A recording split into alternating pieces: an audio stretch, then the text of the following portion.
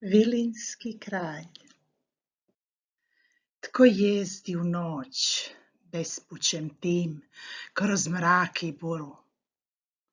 Otac i sin. Čvrsto on dijete u naručju drži i grije ga jezdeć od vjetra brži.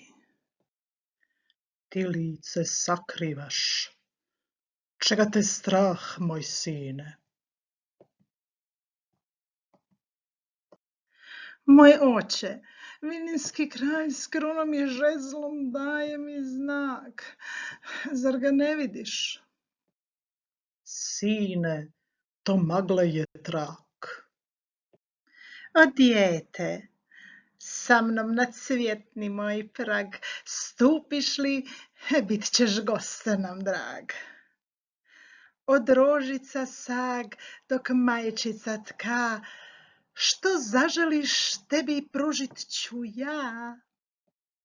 Zar ne čuješ, oče, kroz kopita kas, kralja vilinskog umilan glas?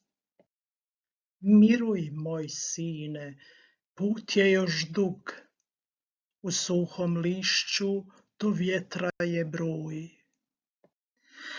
O mili dječače, sad izaberi, ljuljačku moje ti spremaju kćeri. U noćnu čarobnu glazbu i ples zovu te one da budeš im knez. Moj oče, zar ne vidiš dvor gdje kralja su vilinskog kćeri i tron?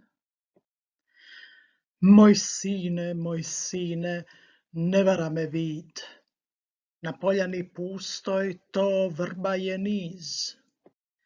O, kako ljubim stas, tanan tvoj, milom ili silom plijen bit ćeš moj. Moj oče, već hvata me on, vilinski kralj mi nanije bol. Otac podbode konja, što kleca splašen, dijete dok potiho jeca.